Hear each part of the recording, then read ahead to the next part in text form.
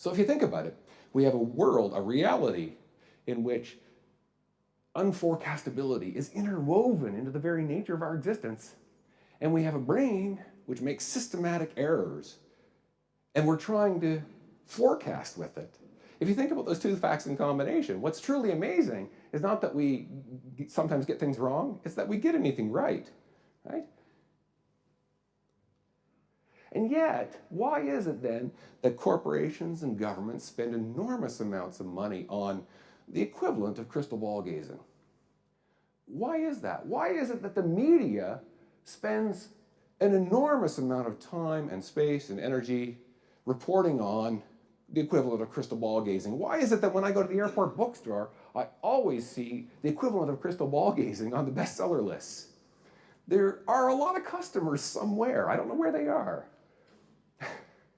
So what I want to suggest to you is we're not actually as skeptical as we think we are. In the abstract, we're skeptical, but when it comes to something practical, it's very hard to maintain skepticism.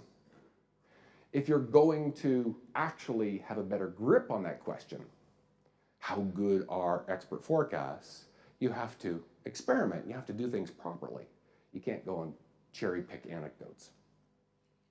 So what would a proper experiment look like in this field? Well, Phil Tetlock, who was mentioned, Phil, my co-author on the new book I'm writing, in the late 1980s, he started one. And what he did was he gathered about 284 experts. They were political scientists, economists, intelligence analysts, the sorts of people who make forecasts as part of their work.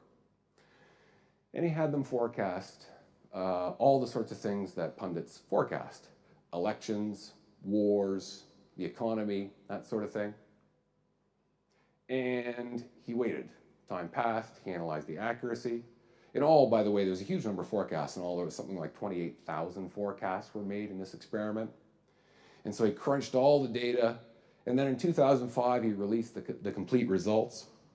And the final result was that the average expert was about as accurate as random guessing, or if you prefer a more colorful metaphor, a dart-throwing chimpanzee. What Tetlock actually found was he found two statistically distinguishable groups of experts. One was a catastrophe. They would have been beaten by the dart-throwing chimpanzees. The other group was a long way from being the Oracle of Delphi. Okay, but they had real insight. They would have beaten the dart-throwing chimpanzee. They would have beaten random guessing. So they had real predictive insight. But as I said, they're a long way from perfection. They would have been beaten by simple algorithms. But, and this is the key finding, there was real predictive insight. And so the question is, what distinguishes the two groups? And Phil analyzed his data. He went looking for all the things he think might make the difference: education, access to classified information, whether you have a university post or not, whether you're right-wing or left-wing, optimistic or pessimistic. None of those things mattered. One thing, and one thing only, defined the two groups of experts. It was the style of thinking. It was how they thought. And when Phil looked at this distinguishing feature, he came up with a metaphor and a set of labels for these two groups of experts. He called them foxes and hedgehogs. And the reason why he did that is because some of you may remember the Isaiah Berlin essay from the 1950s. Well, Isaiah Berlin was quoting an ancient Greek poet. And there's this scrap of poetry in which he says, "The fox knows many things, but the hedgehog knows one big thing." Who's the better forecaster? The fox. The foxes were the experts who had real predictive insight. Hedgehogs run screaming from the room if you encounter one. But here's the real punchline from Phil's research. Who was more famous? The hedgehog. Phil found that there is an inverse correlation between fame and accuracy.